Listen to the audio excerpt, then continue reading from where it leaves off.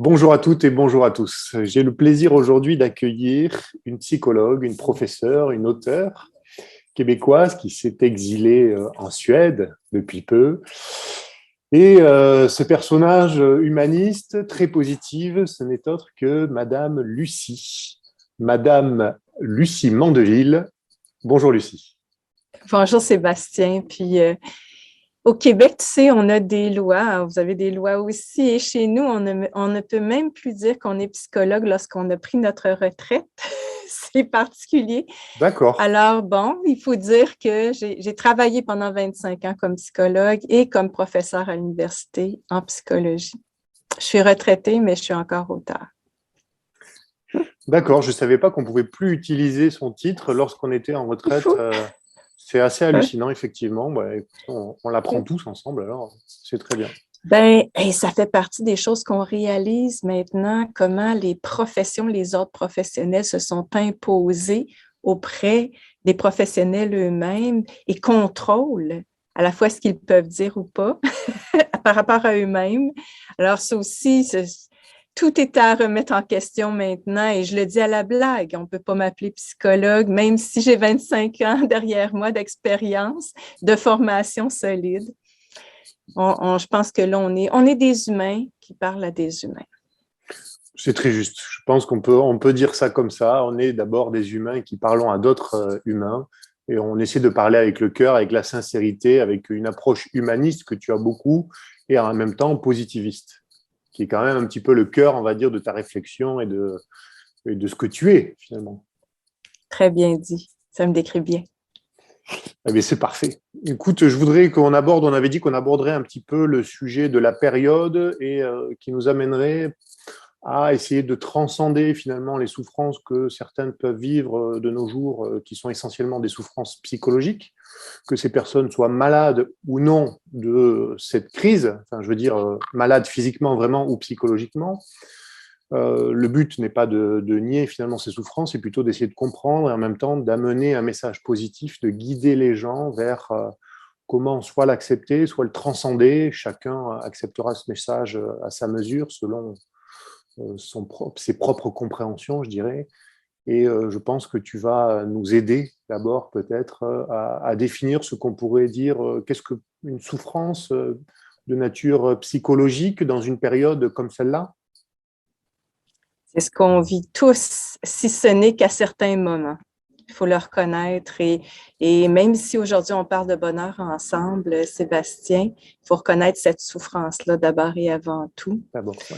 Parce que l'erreur qu'on peut faire quand on parle de bonheur dans une période comme celle-ci, c'est que les gens ne se sentent pas compris, ne se sentent pas rejoints là où ils sont. Puis, comme toi, Sébastien, je me tiens au courant de tout ce qui se passe, même si je suis en Suède, je regarde ce qui se passe en France, en Belgique, au Québec, évidemment, au Canada.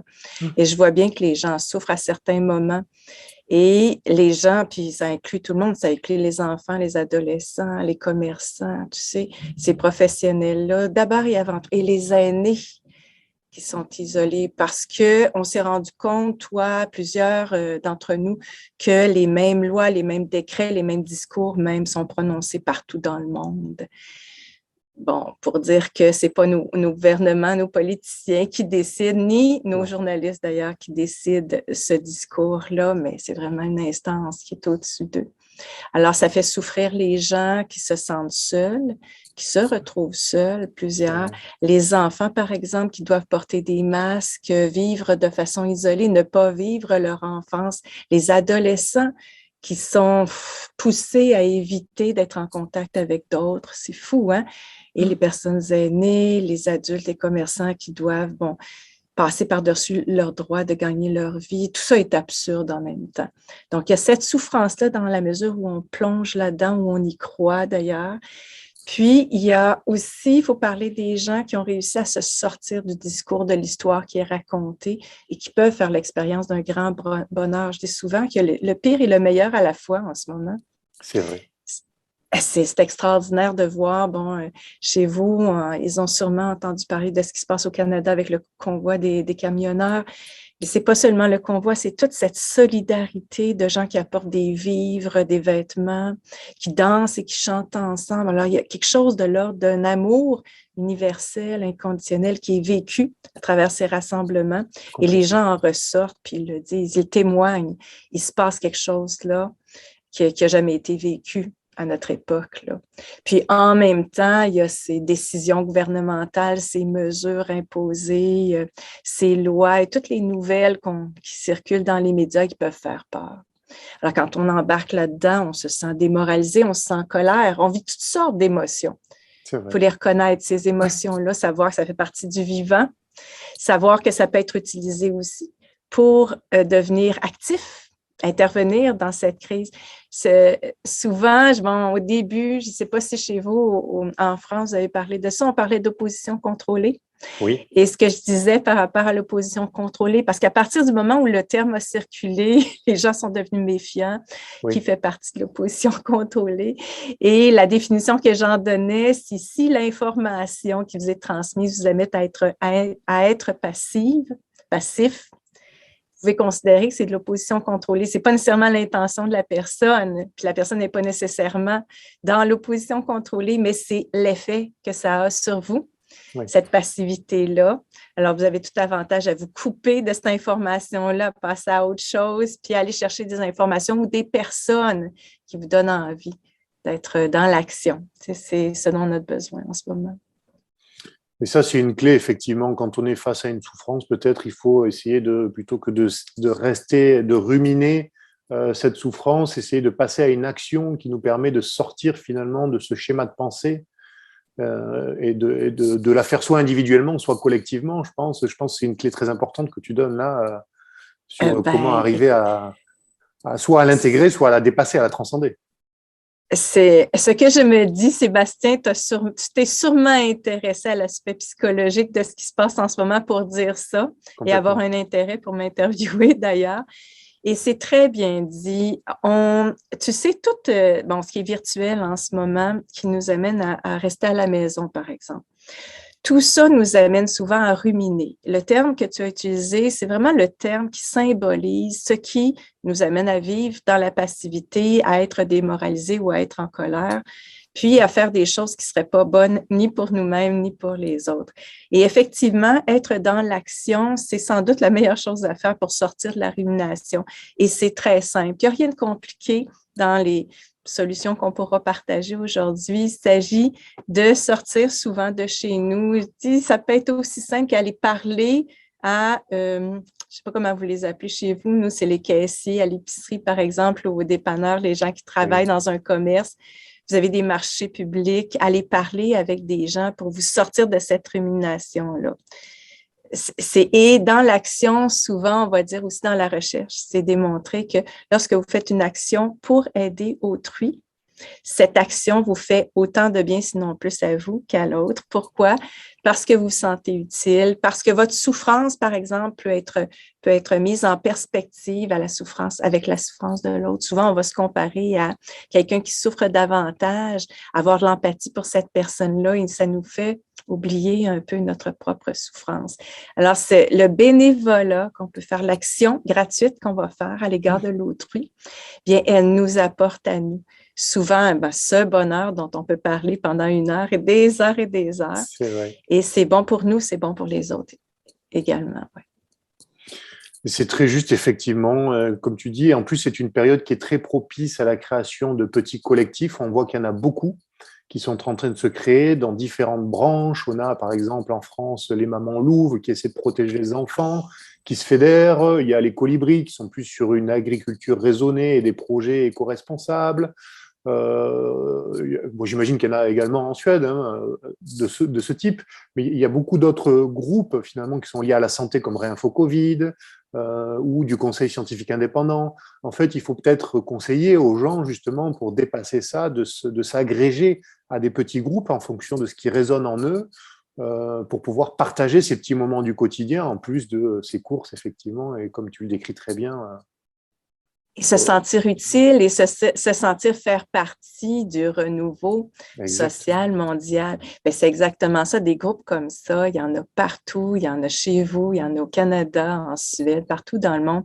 Et bon, je vais te dire une des premières choses qui m'a interpellée au début de cette crise, c'est les gens qui écrivaient des commentaires en disant « Je me sens donc seule parce que dans mon réseau, dans ma famille, mes amis, je suis la seule à penser comme ça, à avoir cette perception de la réalité. » Et cette solitude-là, elle, je dirais, elle est criante en ce moment, mais comme tu le dis, il y a tellement d'occasions qui sont présentes actuellement pour en sortir. Je te raconte ce qu'on a fait au Québec. On n'avait pas le droit dans le temps de se réunir à l'intérieur. Et c'était assez froid, c'était l'hiver d'ailleurs, mais on a initié ce qu'on a appelé les marches pour briser l'isolement. Alors, on s'est rencontrés, j'ai commencé à faire des appels en disant « Je vais me retrouver à tel parc, à tel moment ». Les gens venaient. Ouais, on marchait ensemble, on pouvait discuter. Et puis après ces groupes-là, bon, ça s'est créé. Écoute, il y en a partout maintenant au Québec et je crois que, bon, j'espère que ça se fait ailleurs aussi. Ces groupes ont donné lieu à d'autres initiatives comme des soupers qu'ils ont fait ensemble, puisque chez nous, comme chez vous, les non-vaccinés ne peuvent pas aller au restaurant.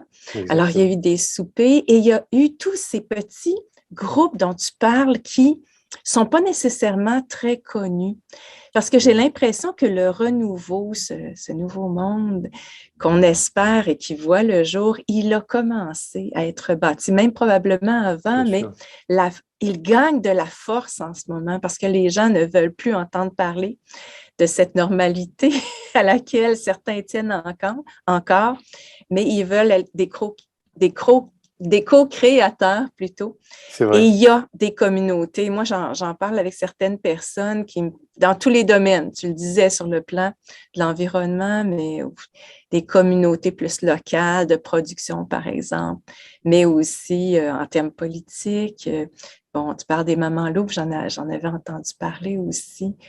L'école à la maison, chez nous, ça a pris vraiment beaucoup d'ampleur. Puis quand je dis chez nous, je suis en Suède, mais c'est sûr que mon cœur est aussi au Canada, là. Et oui, je comprends. Mais c'est vrai que c'est très bien, c'est très important effectivement de le souligner et d'insister là-dessus. Il faut que les gens se soudent et finalement refassent société au quotidien, dans la localité, à proximité de chez eux, et qu'ils reviennent à ces échanges de bon sens. Internet, c'est très bien pour partager des informations, mais il faut quand même vivre les choses dans l'action aussi au quotidien, ce qui permet, comme tu disais très justement, de se sentir bien, utile, épanoui finalement, grâce à ça. Et en lien. Puis parfois, je sais pas, entre être seul puis participer à un grand groupe très significatif, il y a des entre-deux ce n'est que, des fois, c'est des choses simples. Quand on voit des commentaires, par exemple, les gens qui commentent ton vidéo, il y a un commentaire qui nous interpelle, on peut tout simplement écrire à cette personne-là, commencer à établir un lien, peut-être découvrir que cette personne-là habite pas très loin de chez nous ou pas, mais on peut communiquer d'une façon ou d'une autre. Je disais au début de cette crise aussi que c'est important de choisir les gens qui vous entourent. On n'est pas obligé de maintenir des liens avec des gens qui ne font pas du bien. On peut, si ce n'est que temporairement, jusqu'à temps qu'il y ait une réconciliation, on peut redécouvrir ou découvrir des gens qui pensent comme nous, qui peuvent nous apporter un soutien psychologique, une présence, puis peut-être initier un projet avec ces gens-là. Comment, toi, avec ton regard d'ancienne psychologue, tu perçois, je fais attention aux mots que j'utilise. Merci, oui. Ou plutôt de psychologue retraité, on pourrait dire. On peut même pas dire ça. Ça veut dire que psychologue retraité, c'est un titre qui est protégé. D'accord. Bon, parce qu'il faut payer une adhésion pour être, en tout cas. Mais on peut s'en moquer maintenant parce que tout ça ne tient pas la route. Là. Ça n'a pas de sens. Non, je voudrais savoir en fait comment tu perçois. Je dirais, est-ce que c'est dû à ton humanisme finalement, à ta approche humaniste et positiviste, le fait de percevoir que nous sommes dans une période qui n'est pas normale, une période qui fait souffrir des gens, alors qu'il y en a qui se mettent clairement des œillères, qui essaient de continuer finalement à vivre dans une forme d'illusion psychologique qui leur correspond, par égoïsme essentiellement, parce qu'on veut souvent nous faire croire qu'ils vont accepter une injection par altruisme. Honnêtement, je n'y crois pas du tout. Je veux dire, les trois quarts de mes amis, je les connais, qui sont passés là-dessus, et je peux même me permettre de le dire là, devant l'écran, ils le font essentiellement pour eux, pour vivre comme d'habitude. OK. Ils n'ont pas de conscience, finalement, j'allais dire, pour les autres. Comment tu peux analyser ça, toi, sur finalement cet aspect psychologique, c'est-à-dire le refus de voir la souffrance des autres et simplement vivre dans son petit précaré et se dire jusqu'ici, tout va bien pour moi, ça va. Écoute, c'est ce que je fais depuis le début. J'essaie de comprendre pourquoi ils réagissent comme ça. Je ne sais pas si tu vas être choqué que je te dise ça. J'ai quand même l'impression qu'on est plus semblables que différents. Oui. Mais il y a quelque chose de particulier chez les gens qui, comme toi, comme ceux qui t'écoutent, ont réagi avec le cœur grand ouvert, prêts à aider des gens, alors qu'eux-mêmes ne sont pas concernés. J'étais impressionnée et ce que j'entendais toujours, c'est le mot amour, bienveillance. Exactement. C'est vraiment venu me chercher à me dire comment ça se fait que chaque personne qui intervient, peu importe son domaine, sa spécialité, peu importe son statut, peu importe son statut, je veux dire, financier, économique, peu importe d'où cette personne-là venait, et moi, j'ai marché dans des manifestations avec des gens tellement différents de moi, et de réaliser que ces gens-là ont un grand cœur, sont bienveillants. Je pense que les gens vont se reconnaître. De l'autre côté, je me suis dit, peut-être qu'il y a quelque chose de particulier quand même dans ces gens-là qui fait en sorte qu'ils ne sont pas conformistes au narratif, à l'histoire qui est racontée. Comment ça se fait qu'ils ont réussi à porter un jugement personnel sur ce qui se passe, puis aller de l'avant, puis essayer de trouver des informations? Et parmi ces gens-là, j'ai trouvé bien des gens qui fonctionnaient pas bien dans le système auparavant, des gens, bon, tu sais, on a donné en psychologie des étiquettes auxquelles je ne crois pas, là, mais des TDAH, des gens qui avaient des troubles d'attention ou avec hyperactivité. Puis je réalisais, mon Dieu, il y a beaucoup de personnes comme ça autour de moi qui voient ce qui se passe. Et là, je me suis dit, tiens, on a toujours dit que ces gens-là ne correspondaient pas au système. Maintenant, je dis, le système ne correspond pas à leur génie. Ces gens-là ont un cerveau qui fonctionne beaucoup plus rapidement, sont plus sensibles, plus alertes par rapport aux informations. Alors, il y a un potentiel dans les gens qui ont su voir la game, l'arnaque. Exactement. C'est des gens qui, malgré cela, étaient traités de cons dans le système éducatif autrefois. En tout cas, c'est encore là, mais je pense que je suis convaincue que ça va changer. Ceux qui sont en ce moment dans le narratif, ma lecture de la situation, c'est qu'il reste une minorité qui croit au narratif, qui respecte les mesures, qui en veulent une troisième dose, qui ne veulent pas que ça change. C'est une minorité. La majorité, pour moi, là, c'est des gens qui ont une petite voix intérieure qui leur dit quelque chose qui n'est pas normal, mais ne l'admettront pas devant toi. Oui, c'est ils vrai. ne diront pas, ils ne veulent pas perdre la face. Puis il y a une résistance incroyable. C'est ainsi parce que comme je te dis, depuis le début, j'essaie de comprendre. Moi, je n'ai jamais vécu ce que j'appelle une guerre. Et puis, j'étais obligée de m'adapter et essayer de rajouter des compétences et des connaissances à mon arc, comme on dit, là, à celle que j'avais déjà pour essayer de comprendre. Puis ce que je vois, c'est une grande résistance parce qu'on leur a fait peur. On a créé un trauma, ça c'est clair. Moi, je suis revenue au début de cette crise, je n'étais pas au Québec, je suis revenue, c'était déjà installé ce trauma-là. J'étais en recul en me disant, oui, qu'est-ce qui se passe? Les gens sont traumatisés. Même les gens en santé ont l'impression qu'ils peuvent contaminer les autres alors que ce n'était pas possible. Oui. Alors, il y a eu un trauma, c'est les médias qui ont réussi à faire ça, avec les annonces gouvernementales. Puis cette grande peur-là, je ne sais pas si tu peux comprendre, c'est que quand on leur a mis dans la tête les termes de complotiste, complot, ça a ajouté à cette peur-là une peur d'aller de l'avant puis de chercher à comprendre autre chose que le narratif.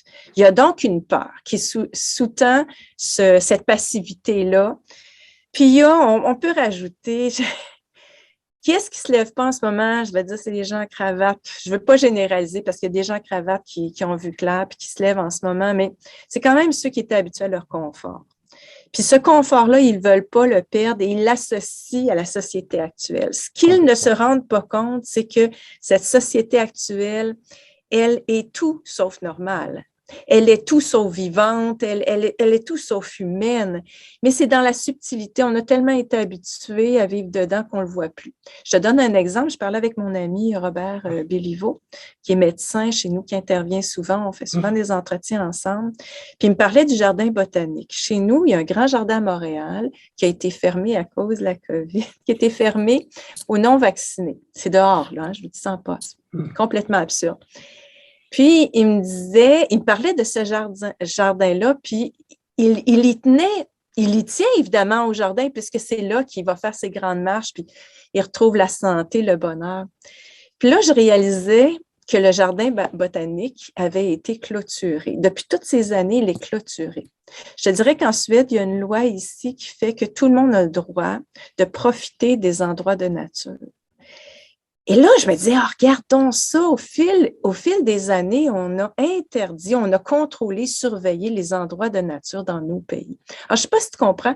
Ma réponse à ça, c'est, je crois, moi, j'ai rencontré des gens bienveillants qui sont triple vaccinés et qui espèrent que cette crise-là va se terminer, mais qui continuent de croire au gouvernement. C'est des gens bienveillants. C'est des gens qui ont la main sur le cœur, qui aiment leurs enfants. Mais ils ne peuvent pas traverser le mur entre… Tu comprends ce que je veux dire? Oui, il y en a aussi, effectivement. Tout à l'heure, j'ai un peu caricaturé, mais tu as raison, effectivement, il y a des gens qui acceptent ce narratif et qui sont bienveillants malgré tout et mais qui sont juste sous hypnose, on pourrait dire presque. Qui sont sous hypnose, mais je crois qu'il y a une partie qui leur appartient. Je ne peux pas dire qu'ils sont tous sous hypnose, ils font le choix. Oui. À cause de ce confort-là, de cette peur-là, ils veulent pas, ils résistent en ce moment jusqu'à temps qu'ils soient touchés eux aussi, puis que là, qu'ils soient remis en question. Puis, il faut le dire, ça a été tellement bien monté, si on peut dire, qu'ils veulent pas avoir à dire qu'on avait raison. Puis, je sais pas si tu comprends, c'est que plus on s'affirme, plus ils vont résister, plus ils vont trouver des arguments. Puis c'est rendu absolument plus logique, mais ils vont répéter ça. Puis c'est vrai que ça peut nous choquer. Hein? On l'avoue, parfois on vit de la colère contre ces gens-là, mais je pense qu'il faut prendre une distance, puis faire nos affaires, puis un jour, ces gens-là vont, j'espère, revenir à la raison. Est-ce qu'on peut parler du coup j'allais dire, à la fois de déni et même de dissonance cognitive pour ces gens qui ne veulent pas accepter et comme tu dis, peut-être qu'ils accepteront qu'à partir du moment où ils seront touchés, soit dans leur propre chair, soit dans leur environnement très proche. Oui, tout à fait, c'est ça qu'on a dit. Il y a tellement de termes. Il y a eu de la manipulation mentale. Je constate qu'en fait, il n'y a que ça. Que ça. Je cherche, parce que je suis hyper informée, comme plusieurs d'entre nous, mais je regarde les stratégies qui sont utilisées en ce moment. Il n'y a que de la manipulation mentale qui fait en sorte que toute nouvelle information crée de la dissonance cognitive. Et quand je te dis, ils ont utilisé des termes, c'est pas anodin les termes qui ont été utilisés. Un peu comme dans la guerre du Rwanda, on avait utilisé le terme insecte pour dire on peut tuer des insectes. En ce moment, on doit se méfier des complotistes. Alors, c'est tout à fait ça. La dissonance cognitive, c'est un filtre qu'on a dans notre cerveau qui fait que les informations ne rentrent pas et le filtre a été créé à partir des médias de masse et du gouvernement. Tu dis, oui, tu reconnais bien ça? Ah oui, là, je suis tout à fait d'accord avec toi. Je pense effectivement que ce n'est que de la manipulation mentale qui est savamment orchestrée et qui est, je dirais, connue en fait de ceux qui tirent les ficelles, parce qu'en réalité, comme tu disais en début de vidéo, on voit bien, tellement c'est coordonné à l'échelle mondiale, que la majorité des gouvernants ne décident quasiment de rien. En fait, eux, c'est comme presque des marionnettes qui sont mis là pour réciter un récit qui est en dehors de la réalité.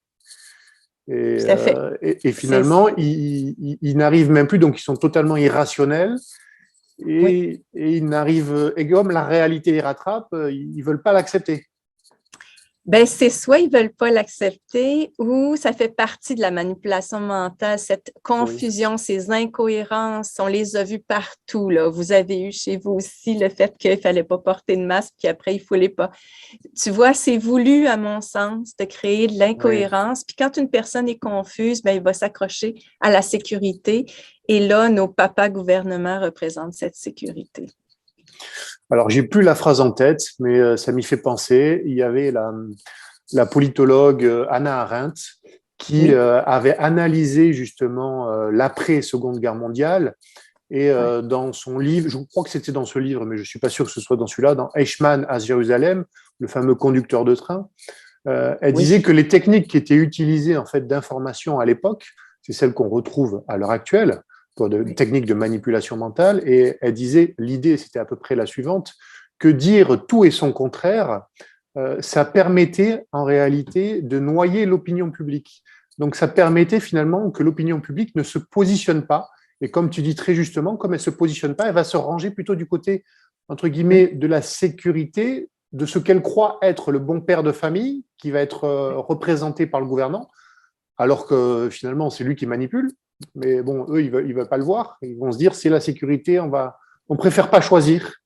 Et ceux qui essaient de les amener justement vers quelque chose de bon sens, de plus juste, parfois, ils ne veulent pas le voir. Et Non, ça, ça c'est dur. passe pas. Ça passe pas. Puis non, ça passe pas. Tout simplement, ça passe pas. Je pense que c'est pas, oui, une partie de choix et de volonté là-dedans, mais cette proportion de volonté, elle n'est pas aussi importante que cette dissonance dont on parle. Et si vous remarquez, là, en ce moment, les termes qui reviennent, puis la répétition. Il faut dire que la La répétition, ça fait répétition. partie de l'hypnose. Exactement. Je, alors, on disait qu'en hypnose, comme la question au départ, c'était comment on fait pour faire disparaître cette hypnose-là. C'est quand le stimulus s'arrête. Alors, c'est pour ça que le stimulus continue malgré tout. Alors, ce qu'on voit en ce moment, c'est vaccination à tout prix. C'est les non-vaccinés sont minoritaires. C'est toujours le mot qui est répété. Oui. Et puis, qu'est-ce que c'était? En tout cas, c'est toujours les mêmes mots qui sont Et répétés. Puis ça, complotiste. complotiste, c'est ça. La minorité est complotiste. Vacciner, regardez, c'est intéressant parce qu'aujourd'hui, 9 février, en tout cas, je ne sais pas quand tu publieras cette vidéo, mais aujourd'hui, on est le 9 février en Suède. Ouais. Les restrictions tombent, mais l'annonce gouvernementale de la cessation des restrictions, c'est de dire que la pandémie n'est pas terminée. C'est-à-dire qu'il faut continuer d'être dans un état d'alerte. C'est « Oh, est-ce que tu me reçois bien? » Et de peur. Oui, oui, très bien. Oui, OK. Ça va bien. Parfait. Oui, c'est ça, de maintenir le climat de peur à partir de certains mots qui sont toujours répétés. Puis de faire confiance au gouvernement. Ah, c'est le mot que j'avais oublié, c'est faites confiance à la science. C'est fou comment on répète ce terme-là. Et les scientifiques sont offusqués parce qu'il y a rien de scientifique dans ce qui est présenté. Là. Exactement. Moi, la première, tu sais, je faisais des chroniques chez nous à la radio. Et le jour où j'ai dit, écoutez, il y a des conflits d'intérêts dans la recherche en ce moment dans ce qui se passe, bien, le lendemain, la radio m'a congédié, m'a remercié. Alors, tu vois, il y a la censure aussi qui fait qu'on n'entend pas des voix dissonantes, discordantes. Nous, on le voit, c'est très marqué en France parce qu'on a encore, on va dire, on a deux grands professeurs qui ont été parmi les plus hautes fonctions, le professeur Raoult et le professeur Perron. Les deux, ils ont travaillé quand même, ils sont surdiplômés, ils ont travaillé pour l'État dans des périodes de pandémie. Et même eux sont conspués, critiqués sévèrement à des points inimaginables. C'est-à-dire que même des gens, on va dire, qui sont des novices en médecine, se permettent de critiquer ces gens en disant oui, mais ils ont trop d'ego, oui, mais et enfin, ils n'ont pas fait encore un tiers de ce qu'ils ont fait. Ils sont en début de carrière, déjà, ils portent des jugements parce qu'ils se rangent du côté du pouvoir, en fait, inconsciemment. Et c'est triste, en fait, de voir à quel point c'est puissant, cette manipulation. Et finalement, cette souffrance inconsciente, parce que quand quelqu'un est manipulé et qu'il ne veut pas l'admettre, son inconscient range ça quelque part, mais ça va travailler avec le temps. Oui, puis c'est ça, tu sais, tu en as parlé au début. Moi, je me suis intéressée à la psychologie positive et mon regard est toujours tourné vers on va le dire en québécois, qu'est-ce que ça donne sur un plan positif, tout ça? Je te dirais que plus ils avancent, plus c'est positif parce que non seulement on va sortir de cette crise, mais on aura appris, par exemple, à ne plus croire dans cette politique actuelle qui est un vrai scénario, à ne plus croire à ces médias de masse qui sont subventionnés, qui donc parlent dans l'intérêt des gouvernements. Alors, si ça n'avait pas été aussi loin, parce que je suis prête à dire que ça prenait ça pour qu'on se rende compte, pour qu'on prenne conscience de ce qui se passait déjà depuis un certain temps. Donc, en ce moment, plus les gouvernements sont dans l'absurdité avec cette volonté de vacciner tout le monde, qui est absolument pas scientifique, qui est totalement machiavélique même, je dirais, parce qu'on sait de plus en plus que les dits vaccins, par exemple, d'une part, sont expérimentales, on ne sait pas ce que ça donnera, mais on commence à découvrir qu'il y a de plus en plus d'effets secondaires, très négatifs et même de mortalité liés à cette dite vaccination. Alors, écoute, tout ça aussi fait en sorte que les gens s'ouvrent les yeux, des gens qui croyaient autrefois, là, au début, qui croyaient le narratif du gouvernement et qui perdent des proches après la vaccination. Deux possibilités, ils vont continuer à résister, refuser de croire que c'est en lien avec la vaccination ou encore on en voit plusieurs qui s'ouvrent les yeux et disent non, je veux plus moi-même embarquer là-dedans, je me pose des questions. Tu vois, pour moi, ce mouvement, pour moi, je le vois un peu comme une course de cheval, de chevaux. C'est-à-dire qu'il y a deux mouvements actuellement, un mouvement très positif de prise de conscience, puis de mobilisation et d'action, tout comme il y a ce mouvement qui avance dans l'absurdité et tout ce qui est toxique et nocif. Puis un ne va pas sans l'autre. Oui, c'est très juste, effectivement. Je pense qu'il faut en tirer le positif, comme tu dis très justement. L'absurde, cette mise en scène absurde, parce que finalement c'est ça, c'est une mise en scène quasiment, comme une pièce de théâtre finalement, on se rend compte que ce sont des acteurs, j'ai presque envie de dire. Et finalement, ils sont tellement dans la notion d'absurde que ça va nous amener vers quelque chose de plus positif derrière, parce que normalement, un maximum d'individus devraient se réveiller. On dit ça avec conviction. On dit ça avec... oui. Bien, effectivement, tu vois, nous, tu parles de théâtre, je ne sais pas si tu es au courant, mais notre premier ministre qu'on appelle chez nous, là, du Canada, c'est un professeur de théâtre. Ah tiens, mais c'est marrant. Je savais pas. Et puis, sa dernière sortie, l'une des dernières sorties, c'était, quand le convoi des camionneurs est arrivé à Ottawa, dans la capitale, il s'est dit avoir la COVID, il a disparu. C'est vraiment particulier. Alors, c'est fou. Et ce qu'il a dit, c'est, on suppose, il a dit, il ne l'a pas dit, mais on le sait qu'il est vacciné. Moi, je ne crois pas qu'il est vacciné, mais la population pense qu'il est vacciné triplement. Et il a la COVID, et ce qu'il disait, c'est ce qui va nous sortir de là, c'est de se faire vacciner. Tu vois, cette absurdité-là, que lui dise ça, pour moi, c'est une pièce de théâtre. Oui. Ou même, je me demande parfois si lui-même n'est pas hypnotisé, parce que n'importe quelle personne intelligente réalise que c'est absurde de dire si je suis vaccinée, la solution, et que j'attrape la COVID, la solution, c'est la vaccination. Bon, à la limite, on devrait cesser de s'intéresser à cette histoire-là, puis construire, parce que ça ne tient plus la route. Là. Oui, c'est très juste. Je pense que nous, c'est exactement le même narratif. C'est exactement le même. Ils sont triple vaccinés, ils attrapent, ils disent la seule chose qui peut nous sortir, c'est la vaccination. Ah, c'est vrai. Et c'est marrant parce que notre président, lui, son épouse, c'était sa prof de théâtre. Donc, tu vois, finalement... c'est vrai? Oui, oui. Donc, tu vois, il y a peut-être finalement cette notion de mise en scène. On est en train de tirer sur un fil, là, qui est en train d'émerger. Je pense effectivement que c'est trop gros, presque, je dirais, pour ne pas que ce soit une pièce savamment orchestrée. C'est-à-dire que c'est presque une volonté d'accélération d'un effondrement.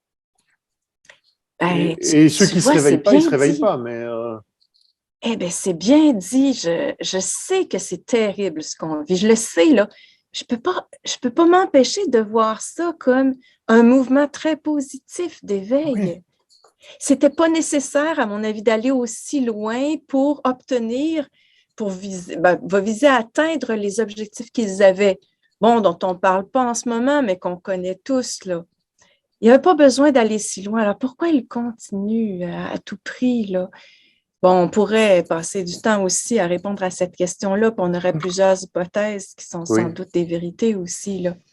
Mais n'empêche qu'ils s'attirent ce réveil-là. Ils provoquent ce réveil-là en même temps. Et oui, c'est très bien, effectivement. J'espère que beaucoup de gens vont en prendre conscience et qui vont justement franchir le cap de changer d'état d'esprit, changer de vision sur ces gouvernants et sur les manipulations, comme tu disais tout à l'heure, qui durent en réalité depuis des décennies, voire des siècles, qu'on ne voulait pas voir parce qu'on était chacun dans des rythmes, qu'on n'avait pas le temps d'y penser ou d'y réfléchir forcément.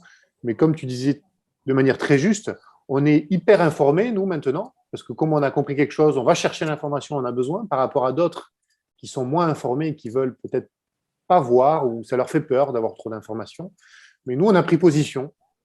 Et maintenant, on sait qu'on va rester dans cette position parce qu'on sent que c'est juste au fond de nous. Exact. Puis, je pense qu'on ne peut même pas faire le contraire.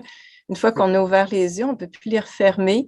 Puis, encore une fois, comme je parlais d'amour tout à l'heure, il y a comme une force qui nous pousse à agir. Je ne sais pas si c'est ton cas, Sébastien, mais moi, je n'étais pas dédiée à faire des vidéos, par exemple, sur Facebook, pas du tout. Il y a quelque chose qui nous pousse sans trop réfléchir. On intervient, on sent que c'est notre cœur qui agit, qui nous guide en même temps. Alors, peut-être que, et c'est ce qu'on découvre, qu'on n'est pas seulement un individu qui travaille, pour nos propres intérêts. On a l'impression de participer à un mouvement qui n'est même pas matériel, visible, mais qui semble agir pour le bien. Oui, c'est très juste, effectivement. Je ne peux pas dire mieux que ce que tu viens de dire. C'est très bien dit, effectivement. C'est intérieur, c'est le cœur, c'est l'âme, certains diront. C'est finalement cette force vitale intérieure là, qui fait que nous, on ne peut pas accepter une narrative qui est, je dirais, pour reprendre un terme de psychologie, psychotique, qui est en dehors de la réalité. Exact. C'est bien choisi comme terme. Et est-ce que c'est la même chose pour toi ou ceux qui t'écoutent? On a parfois l'impression que c'est complètement surréaliste. Hier, je me pinçais encore, me dire, oui, non, est-ce que ça existe vraiment, ce délire, cette psychose? On le saura peut-être un jour quand on va mourir, si c'était vrai ou pas vrai, mais il y en a plusieurs qui disent que ce qui arrive à l'extérieur, c'est une projection de notre réalité intérieure. Tu sais, c'est vraiment l'occasion de se poser tout plein de questions sur notre réalité, qui est plus large que celle qu'on voit, là, qui est matérielle. Et ça fait partie des questions. Je suis assez d'accord sur cette idée-là parce que je pense que la majorité des pensées ou des réflexions sont en réalité une projection de notre psyché, de notre inconscient. Et que, en fait, toute la société, en réalité, et les rapports aux autres, les rapports humains, ce sont toujours des rapports de projection. C'est-à-dire, un nous renvoie finalement ce qu'il a au fond et nous, on lui renvoie ce qu'on a au fond. Et parfois, justement, il y a des échos où il y a ce qu'on pourrait appeler des résonances, des effets miroirs qui doivent nous parler ou qu'on ne veut pas entendre parfois. Et je pense que cette notion, justement, à mon avis, est assez vraie et reflète bien la période. Oui, c'est ce que je remarque, tu sais, parce qu'on a l'occasion de discuter avec tout plein de personnes. Oui, c'est ça, puis c'est aussi, c'est étudié en psychologie, hein, il n'y a rien d'ésotérique là-dedans, là. Oui. Il y a le fait que, par exemple, tes pensées, moi je dirais même tes intentions, parce que souvent les gens comparent la volonté à l'intention avec le cœur. Cette intention, elle agit sur tes actions. Par exemple, si tu es malade et que tu es alité, quelqu'un qui veut s'en sortir va commencer à bouger physiquement. Tu sais, c'est très concret. Et en bougeant physiquement, il va se rétablir plus rapidement. Alors, cette personne qui avait l'intention de se rétablir va faire des choses pour se rétablir. Et quelqu'un qui, au contraire, a l'impression que ce qui se passe est un drame, qu'on s'en sortira pas, qui se répète des phrases comme ça à l'intérieur d'elle-même, elle va aussi sélectionner dans son environnement ce qui confirme, les informations qui confirment ses perceptions.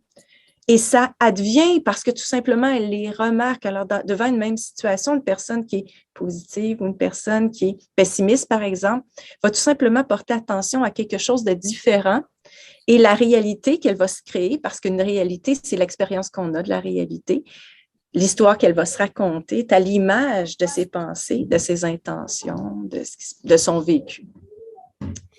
C'est très juste, effectivement. Tu fais souvent référence dans tes livres, d'ailleurs, que je vais citer. Il y en a 3 principaux. Je vais essayer de les citer dans l'ordre. Le premier, c'est Le bonheur extraordinaire des gens ordinaires. Le second, c'est Soyez heureux sans effort, sans douleur, sans vous casser la tête. J'aime beaucoup le titre. Et enfin, Malade et heureux. Et effectivement, on revoit un petit peu cette idée, finalement, en filigrane, en fond, de la psychologie positive. Et le fait de, lorsqu'on est confronté à une situation difficile, une situation de souffrance, la pensée et le pouvoir de la pensée, donc de la psychologie positive, agit beaucoup finalement sur le corps et sur la maladie qu'on s'est parfois même créée par cette même pensée.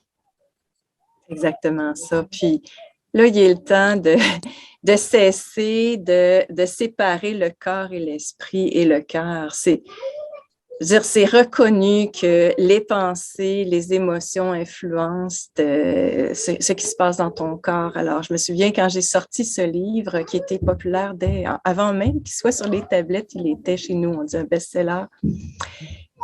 Et en même temps, on a vu l'ordre des médecins ou certains médecins réagir en disant, bon, ça concerne le corps, puisque vous parlez des gens malades, vous ne devriez pas, puisque vous êtes en psychologie. J'étais prof de psycho à ce moment-là, je faisais des recherches sur le sujet. Et moi, ce que je disais, c'est, écoutez, s'il y a des connaissances en psychologie qui peuvent être utilisées pour aider les gens malades physiquement, pourquoi on devrait censurer, ne pas en parler? On avait tout avantage. Ben oui, il y a une chasse gardée en médecine et c'est ce qu'on voit en ce moment. Et l'intention de ce livre, c'était justement de reconnaître que des gens qui ont été malades et même qui ont été diagnostiqués comme ayant une maladie mortelle, là, incurable, ont vécu à partir du moment où ils ont changé leur façon de voir les choses, de vivre leur quotidien.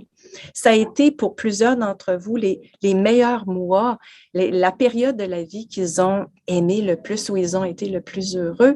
Et plusieurs, d'ailleurs, même avec un cancer stade 4, moi, je ne fais que raconter les histoires vécues. Là. Certains ne sont pas morts comme c'était prévu. Alors, tout ça nous amène à nous poser des questions. Quel est le rôle de la pensée, l'intention et les sentiments, les émotions qu'on vit sur notre corps physique? Voilà. Je pense que c'est ce qui est primordial, effectivement. C'est l'essence même de la psychologie positive, ce rôle de la pensée sur le corps et finalement sur notre bien-être intérieur, hein, qui participe à créer ou à défaire des maladies. J'avais lu un très bon livre, peut-être que tu connais ce médecin, c'est un neurologue, je pense que ça pourrait t'intéresser. J'ai déjà fait référence dans des précédentes vidéos, un ancien neurologue, il a écrit L'interprétation des maladies et un autre livre qui s'appelle « Et si la maladie n'était pas due au hasard ?» Et il explique qu'à travers justement la psychologie indirectement et la déconstruction de symboles qui sont liés à des périodes de vie particulières, on peut défaire une maladie, même une maladie très grave, comme le cancer dont tu viens de parler. Et alors parfois, ça peut être simplement une psychologie positive qui est liée à un placebo et à la manière dont le médecin amène cette information à son patient. Mais parfois, ça peut être un traumatisme qu'une personne a vécu quand elle était enfant et qui finalement se réveille plus tard à cause d'une situation similaire, en fait, qu'elle avait enfouie dans son inconscient. Et cette situation similaire lui rappelle finalement ce qu'elle a vécu et elle déclenche une maladie parce qu'il y a eu un traumatisme inconscient étant enfant. Et alors, pour pouvoir finalement s'auto-guérir, c'est ce qu'il explique, il faut arriver à déconstruire finalement à travers le symbole ce qu'elle a vécu étant plus jeune au moment du premier traumatisme. C'est très intéressant, puis ça me permet de souligner quelque chose qui était une erreur de la psychologie, puis en passant, la psychologie positive, c'est important de le mentionner, parce qu'il y a toutes sortes de préjugés qui circulent. C'est une nouvelle science qui a été développée en réaction à la psychologie traditionnelle orientée vers la maladie, exclusivement. Et la psychologie positive, le terme pourrait changer, c'est simplement de dire que l'être humain n'a pas que des problèmes de santé mentale, il a aussi des ressources sur lesquelles on peut s'appuyer pour l'aider à traverser les moments difficiles. Et l'une des choses que j'ai apprises et que j'ai enseignées, c'est qu'on a dit depuis toujours en psychologie que pour guérir, pour être mieux, il fallait absolument creuser nos problèmes, puis passer beaucoup de temps dans une longue psychanalyse. Et ce qu'on a découvert, c'est qu'il n'y a aucun lien entre la compréhension qu'on a de notre problème, c'est intéressant, puis la solution, les solutions qui nous permettent d'être heureux puis de sortir de nos problèmes. Il y a vraiment des choses à explorer. Et encore une fois, bon, je le dis, cette crise qu'on vit nous amène à questionner, re-questionner tous les domaines, y compris la psychologie, la médecine. Puis bon, se demander, mais vraiment, qu'est-ce qui aide les gens à être bien? Puis c'est des choses beaucoup moins compliquées qu'on l'avait pensé l'autre fois. Tu parlais de mes livres, peut-être important de mentionner Le Fou, qui est le tout dernier livre que j'ai écrit. Oui. Peut-être intéressant parce que des fois, je me demande, mais comment c'est que j'ai écrit ce livre-là? Je ne savais pas qu'on allait vivre cette crise et il est tout à fait en lien avec ce qu'on vit en ce moment. C'est un livre qui peut sembler en dehors de mes intérêts antérieurs, mais il ne l'est pas du tout. C'est tout à fait en lien plutôt. C'est un conte qui s'appelle Le Fou, qui a déjà d'ailleurs été inspiré d'une histoire que j'ai vécue en France avec un Français et que j'ai appelé Le Fou, et qui parle de physique quantique et d'expérience de mort imminente parce que ce qu'on vit, ça met en lumière justement cette réalité physique, mais aussi cette réalité qui n'est pas observable, dont tu parles quand tu parles de symboles, par exemple, du travail qu'on peut faire. Il y a toute une réalité de laquelle on s'est éloigné parce qu'on nous a enseigné dans un programme académique à être centré sur une tonne de diversions qui sont pour moi très futiles à côté de ce qui est important, qui est ce bonheur, cet amour. D'ailleurs, ceux qui meurent et qui ont la chance de réfléchir un peu avant le trépas, ben, vont souvent réaliser qu'ils ont passé une grande partie de leur vie à côté de ce qui était vraiment important. Qu'est-ce qui est vraiment important? C'est très simple. C'est pas compliqué, ça coûte rien, souvent. Ça ne demande pas de travailler pendant 40 heures par semaine. C'est vraiment pas ça. Non.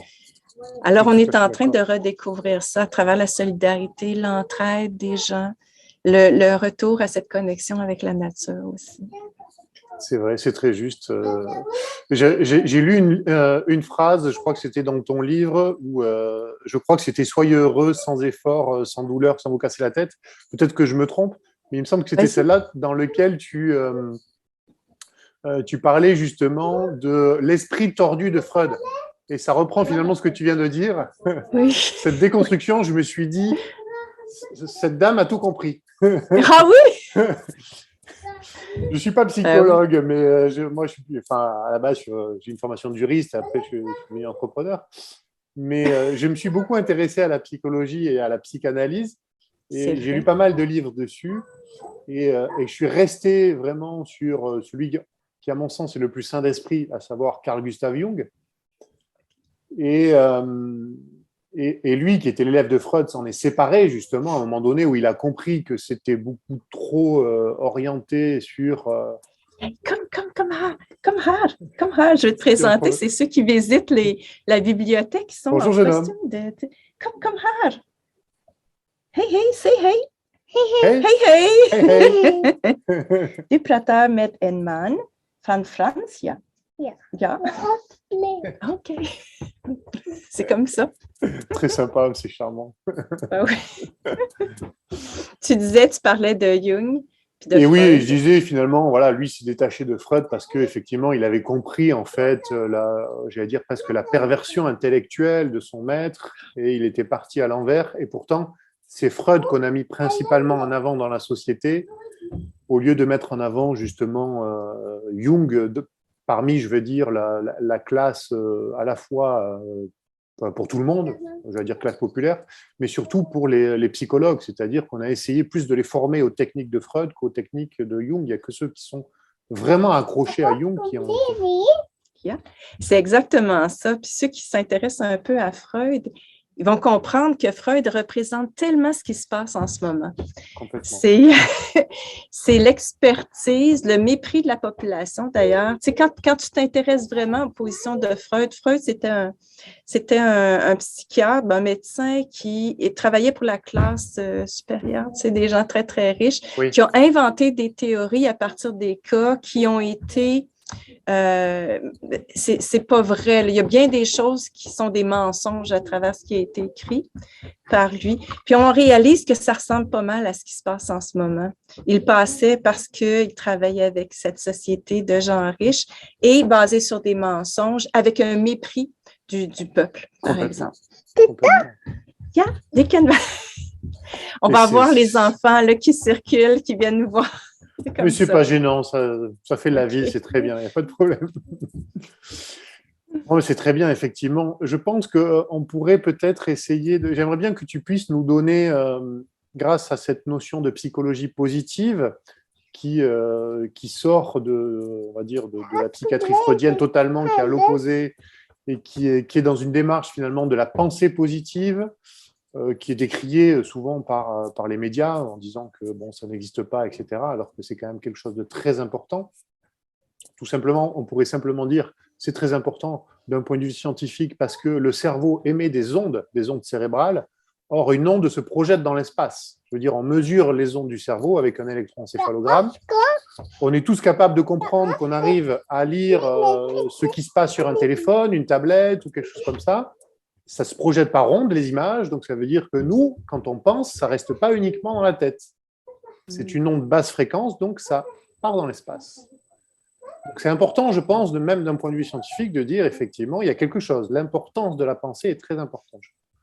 Et j'aimerais que tu nous donnes ta définition du bonheur en le différenciant, en donnant une différence avec ce qu'on appelle les plaisirs.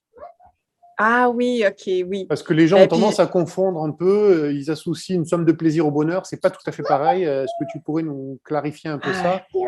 Oui, je vais commencer, puis tu m'orienteras si tu as l'impression que je m'éloigne un peu de ton intérêt par rapport à ta question.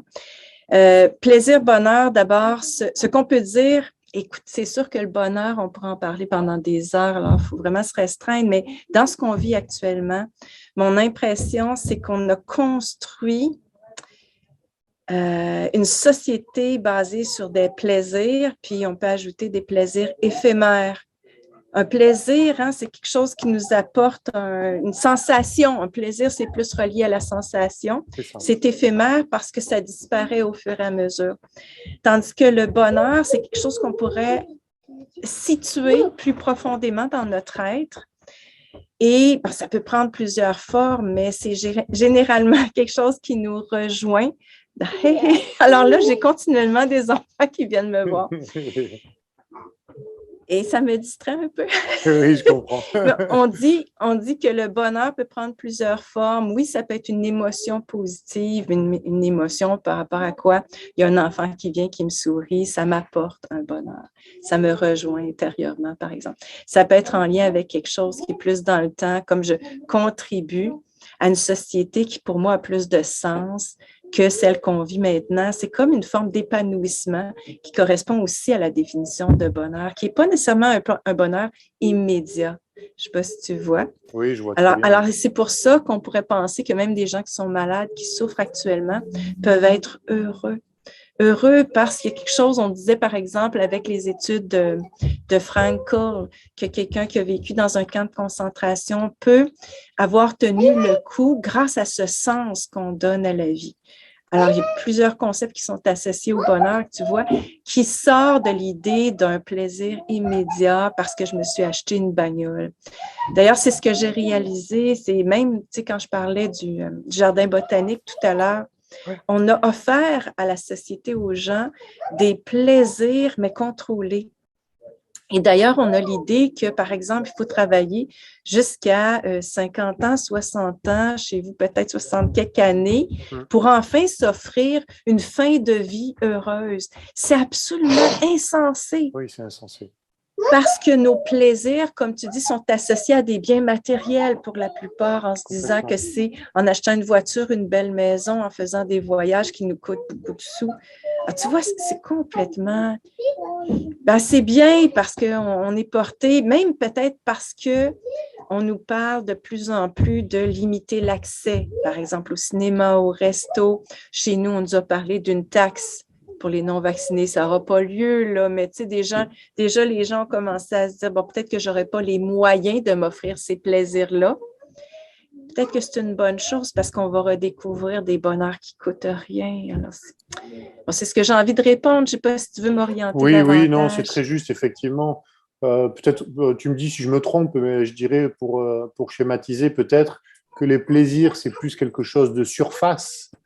C'est plus lié, comme tu disais très justement, à la consommation, alors que le bonheur, c'est beaucoup plus profond, c'est beaucoup plus lié à l'âme, finalement, ça nourrit l'âme, ça nourrit intérieurement, alors que le bonheur, ça substitue presque, alors que le plaisir, pardon, ça substitue une forme de frustration, d'une frustration du quotidien. Ah, c'est intéressant, c'est intéressant. Oui, OK, c'est intéressant. C'est comme un bonheur conditionnel, on pourrait dire, à la limite. Ouais. Un plaisir, c'est un bonheur conditionnel. Puis tu as parlé d'âme. En fait, honnêtement, toutes les études qui ont porté sur le bonheur ont considéré que lorsqu'on en parle, c'est totalement subjectif. C'est lorsque la personne va dire « oui, je suis heureuse » ou « non, je suis heureuse ». Et on disait souvent, à partir du moment où la personne hésite, c'est déjà une indication qu'elle ne vit pas. Par exemple, es-tu heureux en amour? Es-tu heureux dans ta relation si la personne hésite? Tu vois, c'est comme si elle savait intrinsèquement répondre à cette question-là. Et ça suppose que la question va la rejoindre à quelque part à l'intérieur d'elle où il y a une vérité qui s'exprime. Je vais donner une indication qui parle aussi. On dit que le bonheur fait sourire. Je te dis ça comme ça, c'est que lorsqu'on pense à quelque chose, un projet par exemple, une personne qu'on va rencontrer ou qu'on a rencontré, si le sourire vient naturellement, c'est qu'on est heureux. Comme si notre corps le sait, que ça nous apporte un bonheur. Bien sûr que si je pense à un bon mets qui pourrait être un plaisir, ça peut me faire sourire aussi. Mais tu vois, c'est comme si ça ne se répond pas avec une seule réponse, cette grande question-là, mais on est à la recherche de ce qui nous apporte vraiment un bonheur. Mais je pense qu'il faut maintenant se fier davantage à notre corps, à notre cœur, pour apporter une réponse à ça. D'ailleurs, c'est une des choses que je réalise à travers cette crise qu'on vit et qui parle dans le livre Le Fou, c'est qu'il faut faire fi de toutes les connaissances qu'on a pour comprendre. J'ai envie de te dire, Sébastien, hier, j'étais dehors, j'ai décidé d'aller à l'extérieur, il y avait un ciel étoilé chez moi. Et je me suis mise à la fois pleurer de joie et de tristesse. Et je me disais, tiens, l'idée n'est pas de comprendre, l'idée est de ressentir en ce moment. Tu vois, le bonheur, c'est quelque chose qu'on ressent, qu'on ne peut peut-être pas expliquer ou comprendre. Tout à fait. Je sais que ça peut être frustrant de dire ça, mais peut-être que c'est une porte ouverte vers une direction qu'on n'a pas prise jusqu'à maintenant, qui est de comprendre avec son cœur ou avec son corps. Oui, c'est très juste, effectivement. Je dirais que finalement, le bonheur, c'est un état d'être, un état... Voilà, comme tu dis justement, un ressenti, un état d'être, alors que les plaisirs, c'est plutôt justement de la notion de avoir. C'est-à-dire... ça aussi, on a fait cette distinction-là entre avoir et être, aussi entre désirer puis apprécier ce qu'on a. Ça, c'est vraiment une indication particulière. Ceux qui sont les plus heureux, là, les gens, c'est ceux... On va dire comme ça, ceux qui apprécient, j'allais dire qu'ils se contentent, là, mais on n'aime pas ce terme-là. Oui. Ceux qui apprécient ce qu'ils ont, ceux qui sont dans le désir constamment, vivent de l'insatisfaction. Alors, on peut être en désir tout le long de notre vie par rapport à un avoir qu'on n'a pas. Alors que quand on fait... Puis c'est la même chose pour reconnaître la belle personne qu'on est. Il y a bien des gens qui vivent une estime personnelle très basse parce qu'ils se comparent. Se comparer, oh mon Dieu! Le terme comparaison, l'expérience de comparaison qu'on a tous nous amène à vivre de l'insatisfaction, un regard sur soi qui est pas sain. Et là, encore une fois, on découvre ces temps-ci que se comparer, ça mène nulle part autre que de vivre quelque chose de négatif. Alors, s'accepter tel qu'on est. D'ailleurs, j'ai ouvert mes yeux quand on a commencé à parler de...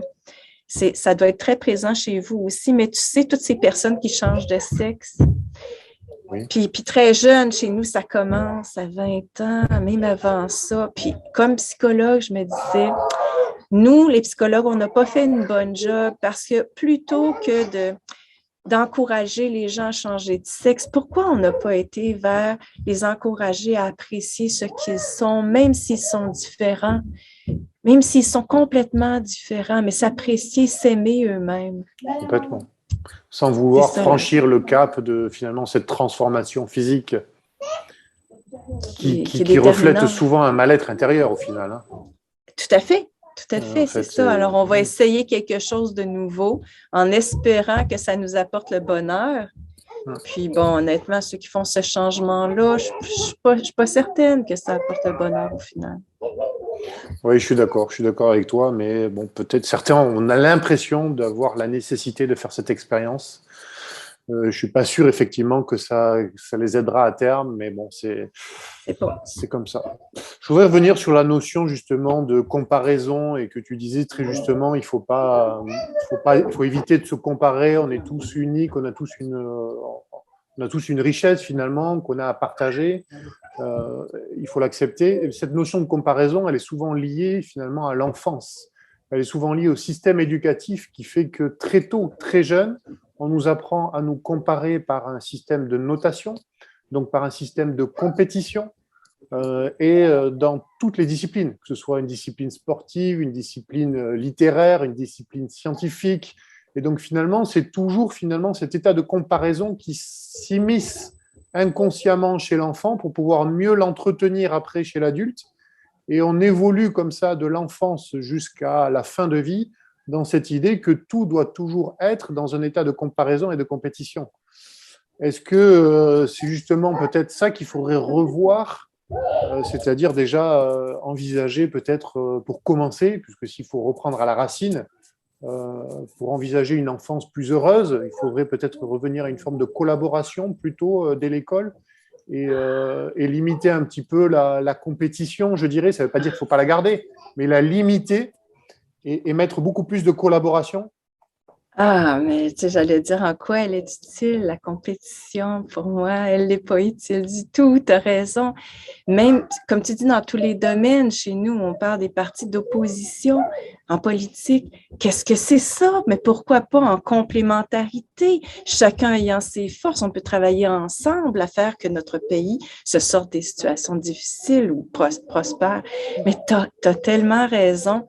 On a cherché à produire un standard. Je te dis comme ça là, parce que sur un plan académique, même à un niveau universitaire, je réalisais dans les dernières années qu'on visait un standard et qu'on cherchait des candidats qui correspondent à ce standard-là.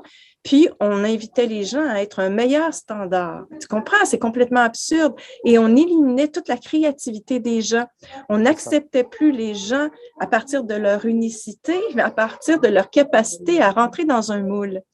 Et chez vous, en France, il y a quelque chose qui m'avait frappé quand on se présente à d'autres personnes qu'on ne connaît pas. Souvent, on va dire notre statut ou on va dire l'école dans laquelle on a étudié au Québec, on ne dit pas ça. Et ça m'avait frappé. Puis là, je me disais, oh, regarde donc, il faut arriver avec une médaille devant les gens. Puis si on n'a pas cette médaille, on n'ose pas trop en parler, puis on se sent dévalorisé.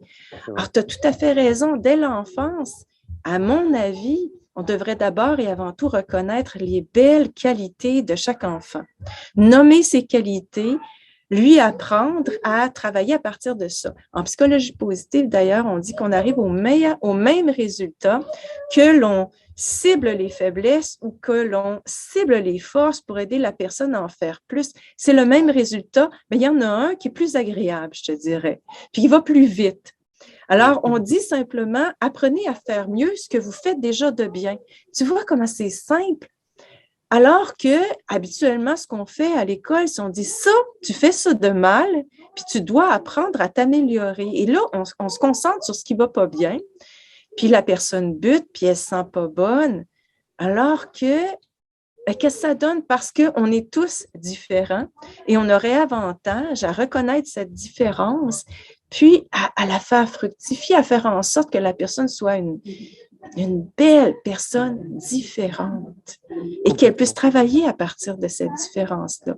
Alors, je ne sais pas si je me trompe en disant que la compétitivité n'est pas utile, mais certainement qu'une meilleure reconnaissance de l'unicité de chacun, surtout à l'enfance, surtout quand on est très jeune, et pourquoi pas plus tard.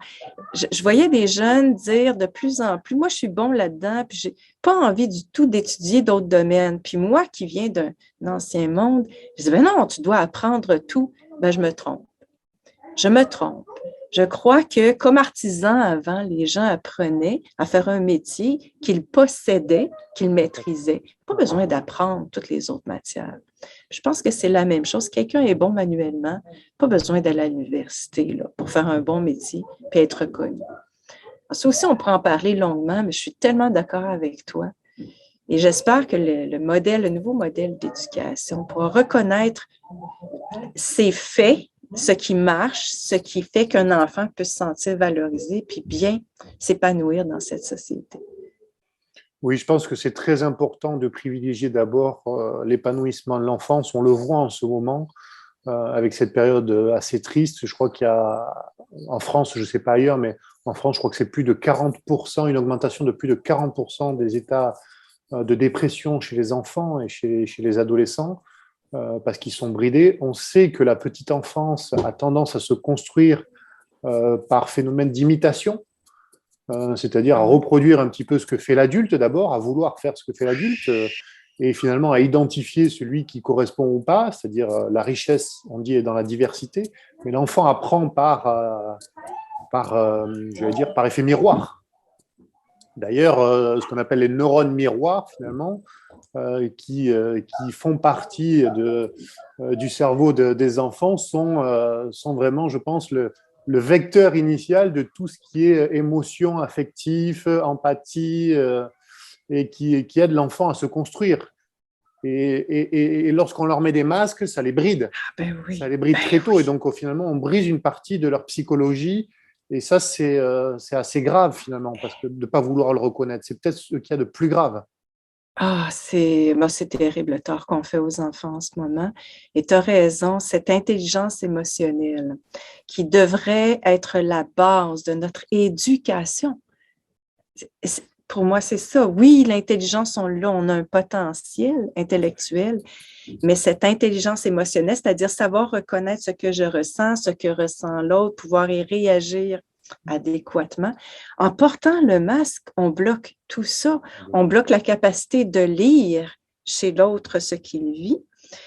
Puis, bon, pour tout dire, ils ont trouvé le meilleur outil pour empêcher les enfants de grandir et d'être heureux. Porter le masque, ça brime bon, la capacité d'apprentissage, d'empathie, de compréhension, le langage, ça l'enlève le goût de discuter ensemble. Écoute, c'est tellement évident, c'est ça, on est un peu dépassé par le fait que ça se passe en ce moment dans nos écoles. Donc en France, les enfants portent aussi des masques. Ah, oui, oui, ils portent des masques à partir, je crois, de 6 ans ou 7 ans, je crois, si je ne dis pas de bêtises.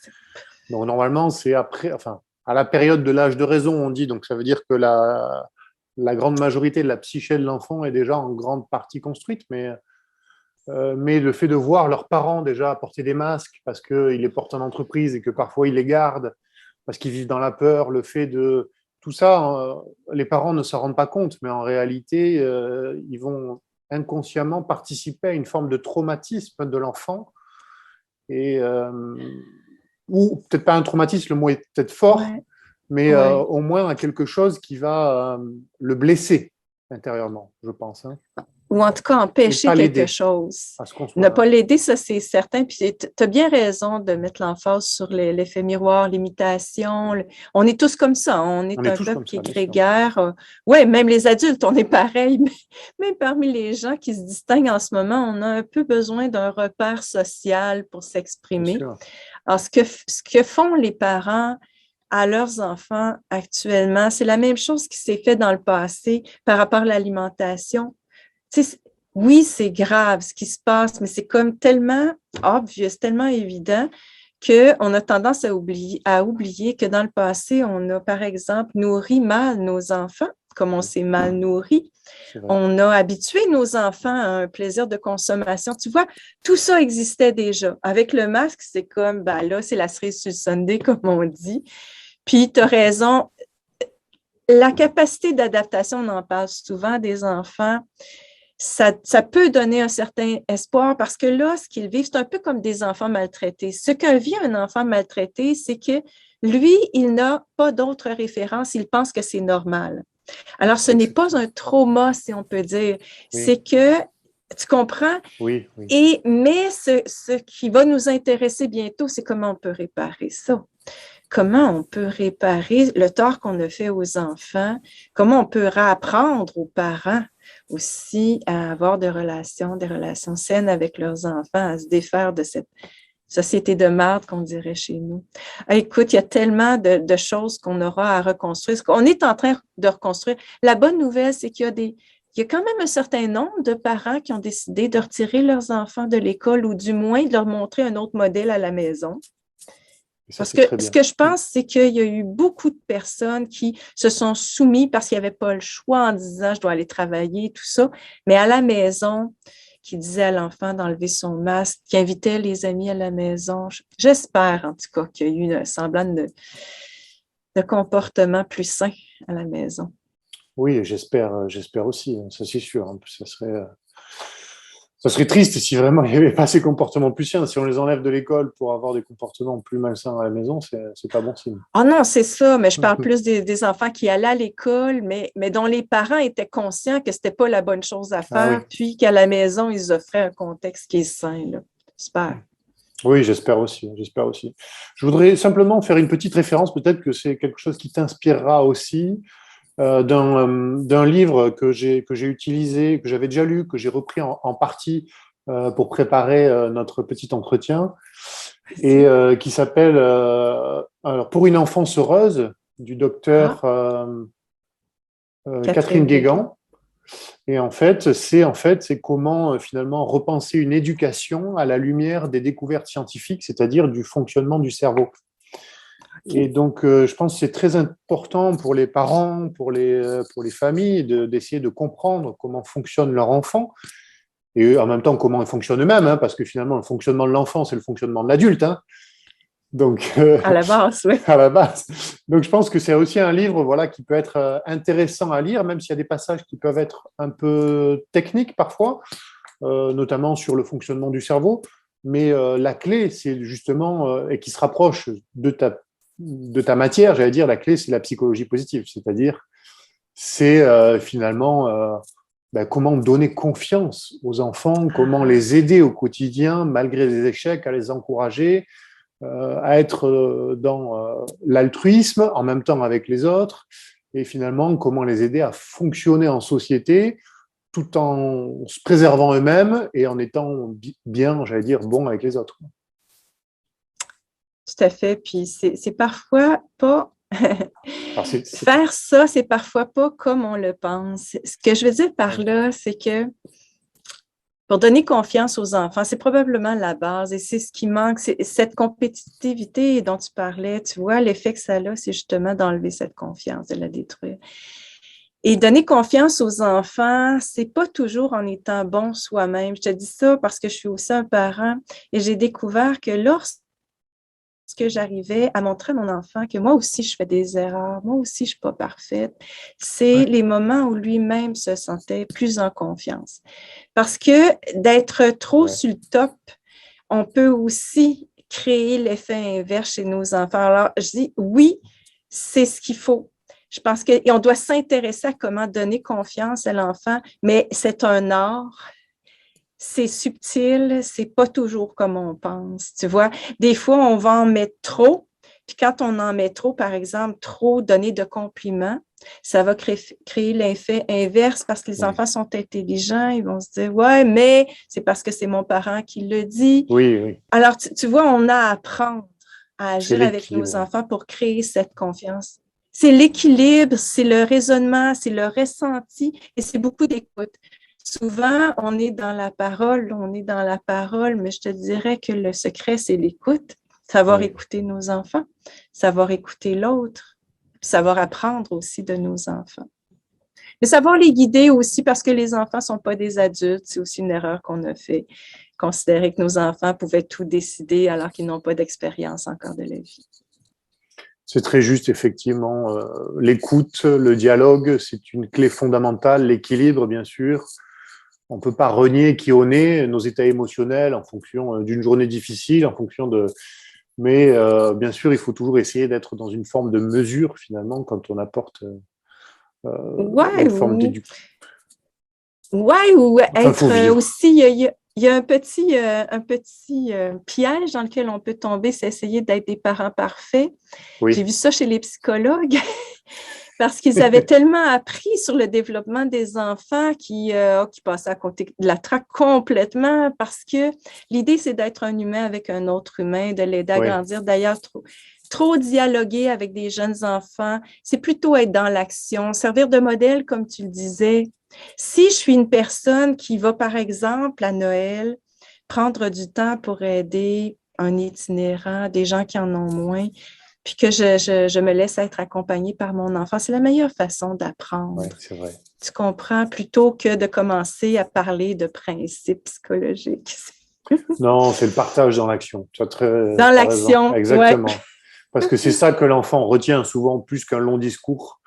Il va retenir une action finalement sincère, en fait, finalement. Donc un mode de fonctionnement. Exact.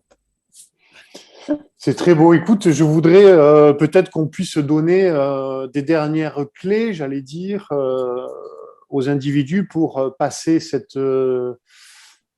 crise qui est actuelle. On a dressé un tableau, je pense, assez juste de ce qui se passe, une joyeuse pièce de théâtre internationale qui est parfois peut-être un peu dramatique pour certains, effectivement, et ça, bon, on le comprend. L'objectif, c'est d'essayer soit de l'accepter, soit de le dépasser et d'éviter d'être trop dans le déni. Est-ce que tu as des clés pour, outre celles qu'on a déjà un peu abordées, à savoir refaire du lien au local, se mettre dans des petits groupes, aller s'aérer, je sais que tu en parles dans tes livres, s'aérer, retour à la nature, retour à des choses simples, c'est ce qui marche pour toi, ce qui peut marcher pour beaucoup de gens aussi. Ça marche pour moi aussi. Je pense que c'est des plaisirs sains. Donc, je pense que ça, il faut effectivement inviter les gens finalement à retrouver ça, des bonheurs simples et sains. Oui. Est-ce qu'il y a d'autres choses qui te viennent en tête? Ben, il y aurait tout plein de choses, mais ce que tu as dit, c'est l'essentiel.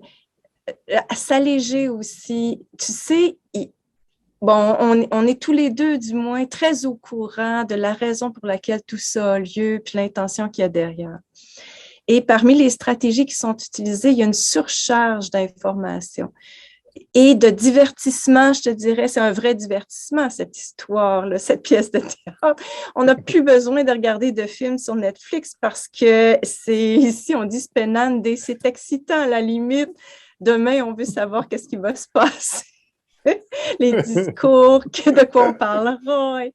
Tu vois, et ça, je crois que c'est voulu. Je vais me compromettre en disant que c'est voulu. Et le piège dans lequel on tombe, c'est d'avoir notre regard tourné vers ça constamment et passer à côté de notre propre vie. Alors, quand on sent qu'on est toujours en train de regarder Sébastien, les vidéos qu'il fait, mes vidéos, les informations qui circulent dans les médias, peut-être qu'on peut réaliser qu'il y a moyen d'alléger notre vie, notre espace. Ce qui nous apporte le plus de bonheur, c'est lorsqu'on crée du temps. comment on crée du temps? C'est en éliminant certaines activités qu'on a, auxquelles on est encore attaché, comme se tenir au courant d'informations. Quand on a compris la game, en gros, là, on peut arrêter de faire le tour de tout ce qu'on pourrait savoir. Oui. Puis justement, s'alléger, c'est de se demander qu'est-ce qui est vraiment important dans ma vie essentielle, puis qu'est-ce que je peux commencer à enlever dans tous les domaines, domaines d'activité, domaines de biens matériels, d'heures de travail, d'activités para-travail, puis même des activités de lien. Vraiment se poser la question, qu'est-ce qui est essentiel?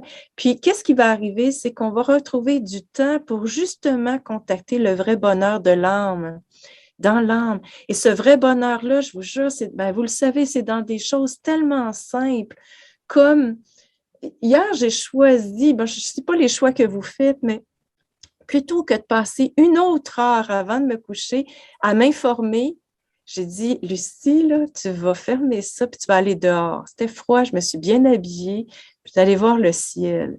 Puis là, j'ai été impressionnée par les étoiles. J'ai redécouvert, tu sais, là où se trouvent les étoiles, les formes qu'elles prenaient. C'est là que j'ai commencé à être tellement émue.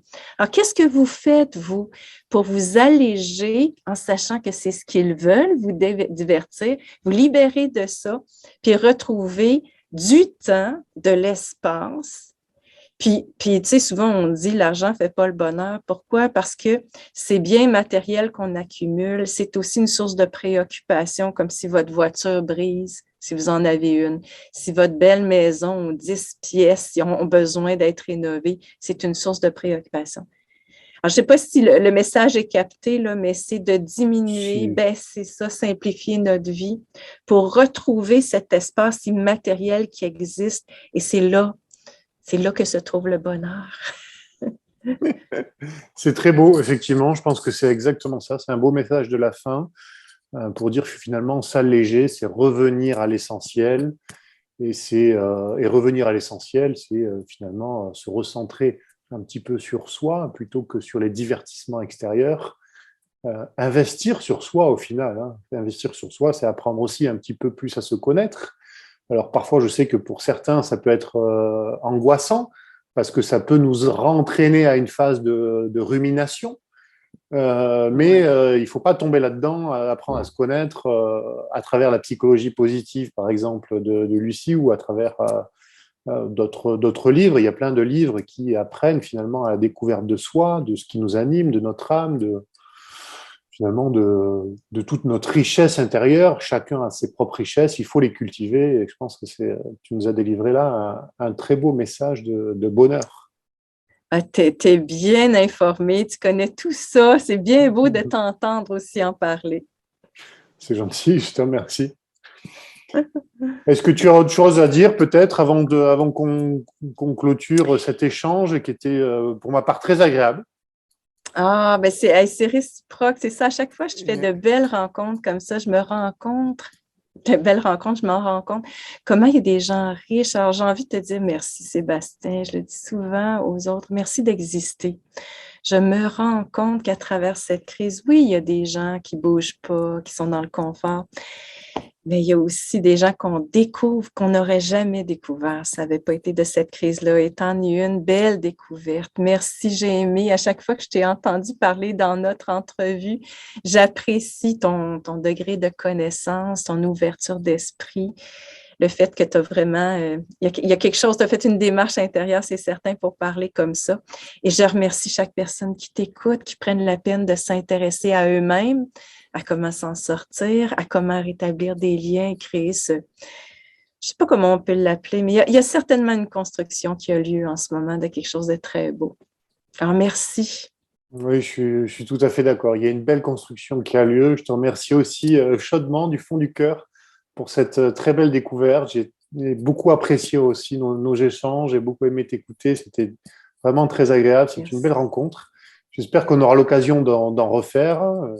Ce sera avec grand plaisir, en tout cas, que tu seras accueilli sur la chaîne. C'est gentil. Et juste pour terminer, je voulais simplement dire, parce que ça me fait penser, tu me disais que tu regardais les étoiles hier. Et justement, je suis en train de faire une vidéo sur Nostradamus et l'influence des étoiles. Tu vas voir, c'est un sujet très, très important, mais je le dis en fin de vidéo parce que finalement, ça m'y a fait penser. Elle est en cours là. L'influence des étoiles sur le destin humain. Et comment Nostradamus, dans une vraie prophétie, hein, on retrouve la lettre au musée de Berlin, je ne sais plus comment il s'appelle, le musée de Berlin. Il y a un nom, bon bref, c'est pas grave. J'ai lu ça dans un très bon livre justement de Carl Gustav Jung et je vais donner des clés de compréhension finalement du lien entre les étoiles et les événements du terrestre. C'est génial! Ben oui! Je te conseille. Ben, je vais écouter ça. En tout cas, je vais t'écouter.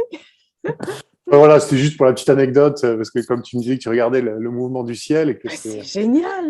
Et je pense que c'est quelque chose qui est important d'essayer. Moi, je me suis beaucoup intéressé aussi. Voilà, je pense que c'est important de donner des clés aussi, parfois, de compréhension. Et il y a une notion de psychologie derrière, de psyché, finalement. Ben oui, le lien, c'est ça. L'influence des étoiles. On s'est éloigné tellement de connaissances qui sont apportées. Tu vois, parce que là, on les voit le soir, elles sont là. Il doit y avoir une raison d'être de ces étoiles. Il y en a une. Il y en a une. Super. Merci pour ce bel échange. Merci Lucie, vraiment merci beaucoup. Je coupe l'enregistrement. Je remercie tous les auditeurs, tous ceux qui ont finalement suivi cette vidéo jusqu'à la fin. Merci à vous. Et je vous dis à très bientôt pour une nouvelle vidéo. Reste en ligne et je coupe l'enregistrement. Merci à vous toutes. Merci à vous tous. Au revoir.